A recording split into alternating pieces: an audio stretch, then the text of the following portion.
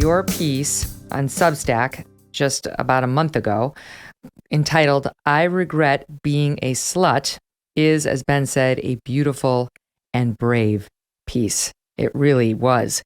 And something near and dear to my own heart, because I've said this before on the show. I was in a much different place than you were, and our backgrounds are different, of course, too, but we're very aligned on virtually everything now. But the one piece of advice I give everyone's daughter going off to college is the same, and it is, don't be a slut. Don't be a slut. Don't give it away so easily, girls. Like, make them earn it. Remember your value. Like, having sex, you don't have to be in love, but it should be something really precious, and you don't just want any Tom, Dick, or Harry jumping on top of you, so to speak.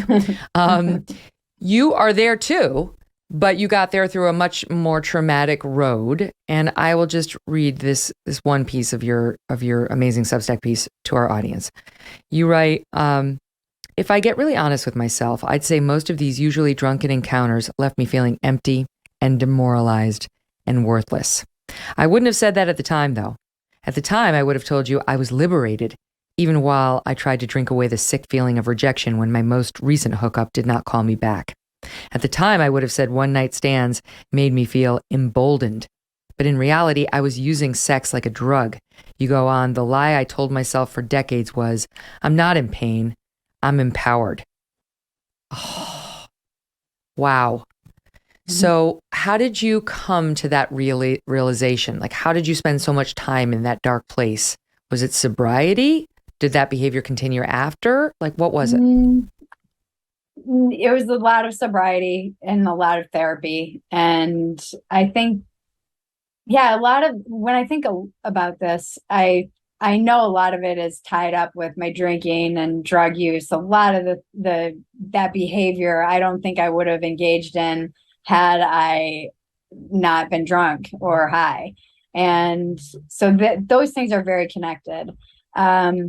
Also, post sexual assault, when I was pretty young, 18, I really felt dirty and ashamed. And I felt like it was my fault because I was drinking underage.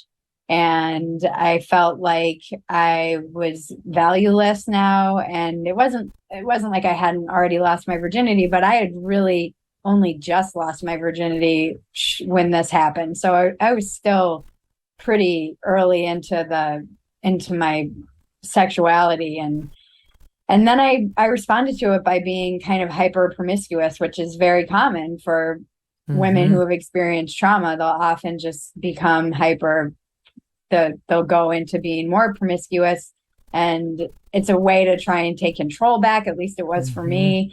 And it was also just a way of, and at the same time feeling like I had no value and ashamed and saying like, oh, I don't care. I just don't care. And so it's been the emails I've received from women and men and gay men since I wrote that piece, I'm still getting them. It is incredible. The stories people are telling me, the response, I think that there was a generation, Gen X, older millennials, and we were raised with that kind of girl power. You can sleep your way to empowerment, and you can unyoke your heart from sex with no consequence. And a lot of those women are coming back saying, it's a trap. Don't go that way. I always felt like if I have sex with a guy, he's always going to have that over me. That's kind of how, I don't know if that sounds weird, but I just felt like it has to be with somebody who I trust to never misuse it against me.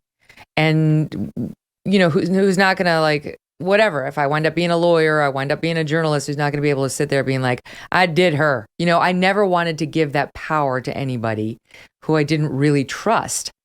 Maybe I was just paranoid at the proper age. I don't know what it was. That's interesting. Where did you get your sex messaging from? Well, I'm Catholic like you, for sure. But I don't know. I wouldn't describe myself as a prude. It's not like I wasn't fooling around. I just was monogamous, and I was judicious in how many people I, offered that to. I guess, I don't know, Bridget. I thank God I never did suffer a sexual assault. And I did have, great messaging from my parents and an example of a very loving marriage. And my dad Mhm. died when I was 15, but prior to that, my parents were very much in love. And I guess I just had a good foundation in this department. I was built up in Right. terms of my ego and all, you know what I mean? Like not overly, Right. but I think that is important. And I know you talk very openly in this piece about how you had a very different experience. You had a traumatic divorce in your family when you were young and Yeah. an undiagnosed mental illness in your stepfather. And things started to go south for you when you were on the same track I was on for a while Yeah. there. Yeah, and I kind of get to the point at the end that you just said where I regret that those men can say they slept with me. Yeah. And that's I mean, I've dealt with that even after I went on Joe Rogan, the number of guys that reached out and were like, "Oh, nice to be able to say I like banged someone." I was like, "Oh, this is Mm, so uncomfortable. I hate that. I hate this." And moments like that have made me reflect on, having to look at that feeling that comes up when I hear from a guy who's like, I got to say that I slept with someone who was on Rogan. It's just like, oh God, I oh, feel that's not the you're even compliment dumber you than I think it thought you is. were. Yeah. Shit. Damn But it. in your case, I see it very differently because I feel like that was the younger me anticipating how, I wanted my life to go and how I didn't want it to go. But the older me looks at your life and says, there's zero point in regretting all of that. You shouldn't regret all of that. All of that went into making you this really thoughtful, wise beyond your years person who, with this one essay, did so much good. I mean, all the times I've said, don't be a slut, I haven't done anywhere near as good for women thinking about it or who might have been tempted to do it than you did with this essay. But it's because I think partially, and because I'm being honest about how I regret it. And there's been a weird reaction to that word regret. And I don't know if this is like an American thing. We're just kind of like YOLO, and regret is almost a dirty word. And people are like, you shouldn't, one of the biggest feedback I get on this piece is the people reacting to me saying that I regret this. And I think that, I look at the arts and life is filled with regret. I feel like that's an emotion that weirdly has become something we're not supposed to have. And that's like a whole other piece that I could think about and consider, because I do regret these things. When I had those guys reach out to me and say, "Oh, I got to blah blah blah," the feeling that I have is regret. Like, I regret giving that to you. I regret not valuing myself enough. And of course, I did the best that I could with wherever I was at and all of that stuff. Mm-hmm. But there was always an intuition that I was ignoring. There was always, and that's really what I would say to young women: don't ignore that intuition. And having the culture be so. I grew up during Sex and the City. I hated that show and didn't watch it, but all my friends watched it, and everybody, that the messaging there was like, have sex like a man. You Mm. can. And the double standard is something that really always bothered me. And I'm not sure if I'm just now resigned to the double standard, or I know that me getting naked and sleeping with men isn't going to change it. Well, that's the I've thing. learned that the hard So now way. we're getting to it. Now we're getting to it because it's so what do you regret about it? Like if it had worked for you, if you'd been working something out and you went to have sex with, one night stand or some guy you didn't know, and the next day you were like, I feel amazing. That was awesome. Peace out. You wouldn't be having these feelings. But so for those who think that that is the feeling you're going to get, well, there you're were sounding a different there were alarm. Yes, I'm sounding a different alarm, but I'm also, the book I want to write, or somehow the essay I want to write, because there's a piece out there that anyone can access, which is what I learned from putting nudes online on Playboy. Mm-hmm. And there's some stuff, I read that piece before I posted I regret being a slut, and I there's still some stuff in there that I don't disagree with in my what I learned from getting naked online.